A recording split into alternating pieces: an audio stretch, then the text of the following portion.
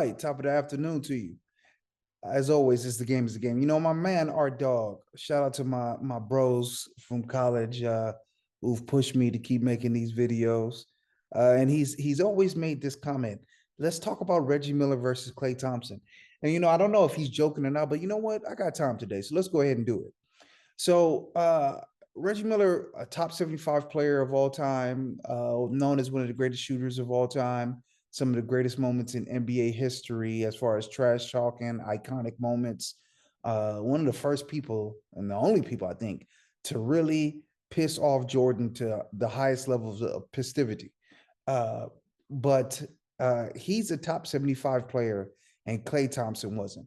So who do I think is a better player? I think obviously Klay Thompson is a better player. I think Klay Thompson is a better shooter. I think Klay Thompson is a better defender.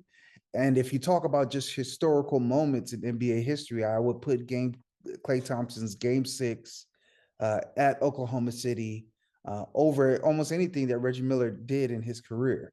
Now, I think that Klay Thompson, his being left off the top 75 list is one of the biggest crimes to NBA basketball fandom and crime to humanity.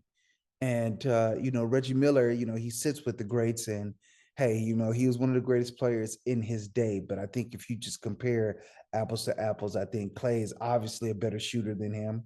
I mean, I think the percentages bear that out.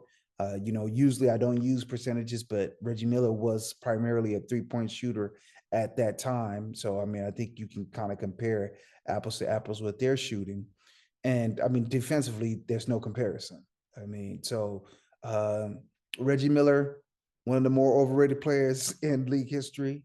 Uh, once again, he had that iconic moment versus one of the iconic franchises in our league, the Knicks. Everybody remembers the Spike Lee trash talk. Everybody remembers, him grabbing his manhood for the Spike Lee. They made a whole 30 for 30 about it. So I think that is what carried him to the top 75 players in NBA history, not his actual play. I think Klay Thompson is a far superior player.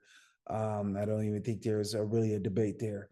And if you had Klay Thompson, maybe you would have beat the Lakers way back when. So yeah, boom, baby.